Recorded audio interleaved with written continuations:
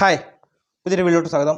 ഇന്ന് വന്നിരിക്കുന്നത് തിയേറ്ററിൽ 8 നില പൊട്ടി ഇപ്പം മനോരമ മാക്സിൽ OTT റിലീസ് ചെയ്ത സിനിമ വ്യസനസമേതം ബന്ധുമിത്രാദികൾ ഇതിൻ്റെ റിവ്യൂയിലോട്ടാണ്. Director writer S Vipin.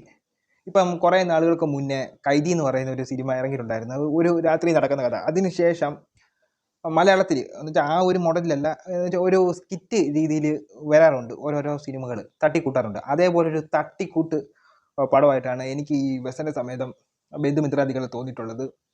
ഇതിനകത്ത് എടുത്ത് പറയാനൊന്നുമില്ല. നമ്മൾ പണ്ട് കോമഡി സ്റ്റാർസിലൊക്കെ കാണുന്ന ഓരോ പരിപാടികളുണ്ടല്ലോ, ഏതെങ്കിലും ഒരു തീമിനെ ആസ്പദമാക്കി ഒരു സ്കിറ്റ് ഉണ്ടാക്കുക, കോമഡി സ്കിറ്റ് ഉണ്ടാക്കുക, അത് ഒരു 10-15 മിനിറ്റ് രീതിയിൽ കൊടുക്കുക, ഒരു മാർക്കിട്ട് കൊടുക്കുക, ആ ഒരു റിയാലിറ്റി ഷോ പോലെ. അതേപോലെ എന്തോ ഒരു തട്ടിക്കൂട്ടൊരു സാധനം. അതാണ് ഈ വ്യസനസമേതം ബന്ധുമിത്രാദികൾ. എനിക്ക് പേഴ്സണലി പറയുമ്പോൾ എനിക്ക് പേഴ്സണലി ഈ ഒരു സിനിമ വർക്കായതേ ഇല്ല. എന്ന് വെച്ചാൽ കോമഡി ചിലയിടത്തൊക്കെ നല്ല രീതിയിൽ വർക്കായിട്ടുണ്ടെങ്കിലും അത് പിടിച്ചു നിർത്തിയെന്ന് പറഞ്ഞാൽ ഇതിനകത്ത് സിജു സണ്ണിയും ജോമോൻ ജ്യോതിറും, ഈ 2 ആക്ട്രസിനെ എടുത്ത് നോക്കുകയാണെങ്കിൽ ഇവർ ഇതേപോലെ കോമഡിത്തരം കാണിച്ച് ലൈഫ് കളയേണ്ടവരല്ല.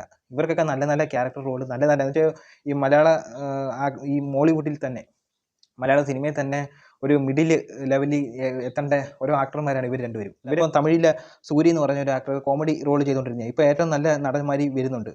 അതുപോലെ ജോമോൻ ജ്യോതിറിനെയൊക്കെ നല്ല രീതിയിൽ യൂസ് ആക്കുകയാണെങ്കിൽ നല്ല നല്ല മലയാളത്തിലെ തന്നെ ഏറ്റവും നല്ല നടന്മാരുടെ ഇടയ്ക്ക് കയറി വരുന്ന കാലിബറൊക്കെ ഉള്ള ആക്ടർമാരാണ് സിജു സണ്ണിയും ജോമോൻ ജ്യോതിറും ഒക്കെ. അവരെയൊക്കെ ഇങ്ങനെ കോമാളിത്തരം കാണിച്ച് എന്ന് വെച്ചാൽ ഇതാക്കാതിരിക്കുക. എന്ന് വെച്ചാൽ നല്ല പഴയ ജയറാമൊക്കെ ചെയ്തുകൊണ്ടിരുന്ന ക്യാരക്ടറൊക്കെ ഉണ്ടല്ലോ, പഴയ സിനിമയ്ക്കകത്ത് മേലെ പറമ്പിലാണ് വീട്, അങ്ങനെയൊക്കെയുള്ള സമയങ്ങളിൽ ജയറാം ചെയ്തുകൊണ്ടിരുന്ന ആ ഒരു ക്യാരക്ടറിൻ്റെ ലെവലിലൊക്കെ ഈ ജോമോൻ ജ്യോതിറിനെയൊക്കെ വളർത്തിക്കൊണ്ടുവരും. അത് അറിഞ്ഞ് ഡയറക്ടർമാർ ചെയ്യും. എസ് ബിബിൻ, നിങ്ങളൊക്കെ ആ കാലിബർ അറിഞ്ഞ് ഉണ്ടാക്കും. ഓരോ ആക്ടർമാരെ സെലക്ട് ആക്കി അവരെ കൊണ്ട് ചെയ്യും. എന്നിട്ട് ഇവിടെ കിടന്ന് കരയുക, അയ്യോ എൻ്റെ സിനിമ കാണാൻ ആളില്ലേ എന്ന് പറഞ്ഞിട്ട് കുറേ പ്രൊഡ്യൂസർ കൂട്ടായ്മയായിട്ട് വന്ന് കിടന്ന് കരയുക. ഇതേപോലത്തെ സിനിമ ഇറക്കി കഴിഞ്ഞാൽ ആരാണ് സപ്പോർട്ടാക്കുന്നത്? ആക്ട്രസ് ആയിട്ട് വന്നേക്കെന്ന് പറഞ്ഞാൽ അനശ്വരയാണ്.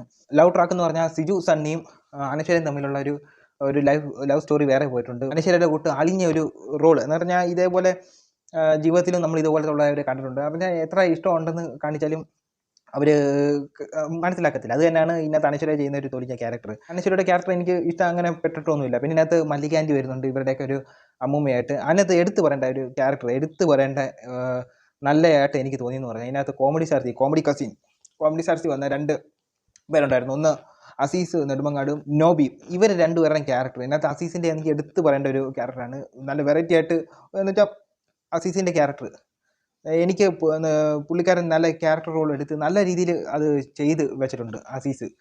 അല്ലാതെ ഇതിനകത്ത് എടുത്തു പറയേണ്ട ഒരു പോസിറ്റീവ് പോലും എനിക്ക് ഇല്ല. പിന്നെ ചില നടക്കുന്ന കാര്യങ്ങളെ പറ്റി ആസ്പദമാക്കി വന്നിട്ടുണ്ട്. അപ്പോൾ ഒരു മരണ വീട്ടിൽ ഓരോരുത്തരുടെ ഡയറക്ഷൻ അടിയൊക്കെ ഉണ്ടല്ലോ, ആ പരിപാടിയാണ് ഇതിനകത്ത് കാണിച്ചു വെച്ചേക്കുന്നത്. അത് കുറച്ചൊക്കെ സത്യമാണ്. പക്ഷേ എനിക്ക് ഒരു സിനിമ എന്നുള്ള രീതിയിൽ ഇതൊരു കോമഡി സ്കിറ്റാണെങ്കിൽ നിലവിൽ മനോരമയിലും ഈ കോമഡി സ്റ്റാർസിലൊക്കെ വരുന്ന 10-15 മിനിറ്റ് നിൽക്കുന്ന ഒരു കോമഡി സ്കിറ്റ് എന്നുള്ള രീതിയിൽ സ്റ്റേജിൽ കാണിച്ചാൽ ചിലപ്പം ഇത് എനിക്ക് വർക്കായേനെ. അല്ലാതെ ഒരു സിനിമ എന്നുള്ള രീതിയിൽ എനിക്കിത് വർക്കാവാൻ ഒരു രീതിയിലും എനിക്ക് ഇഷ്ടപ്പെട്ടില്ല. കോമഡി അങ്ങൊക്കെ ആയിട്ട് നല്ലതായിട്ട് വന്നിട്ടുണ്ട്. പിന്നെ ആടലോടകത്തിനകത്തെ കുറച്ച് റീൽസ് ചെയ്യുന്നവർ, അങ്ങനെ കുറേ പേരെ എന്ന് വെച്ചാൽ കോമഡി സ്റ്റാർസിൽ തന്നെ ഉള്ള കുറേ പേരെ ഇതിനകത്ത് സെലക്ട് ആക്കി വെച്ചിട്ടുണ്ട്. അവരൊക്കെ അവരുടെ റോള് കോമഡി സ്കിറ്റിൽ കാണിക്കുന്നതിൻ്റെ കൂട്ട് തന്നെ കാണിച്ചു വെച്ചിട്ടുണ്ട്. ഒരു ഫുൾ സ്റ്റോപ്പ് ഇല്ലാത്ത ഒരു ബോർ സ്റ്റോറി ആയിട്ടാണ് എനിക്ക് വ്യസനസമേതം ബന്ധുമിത്രാദികൾ തോന്നിയിട്ടുള്ളത്.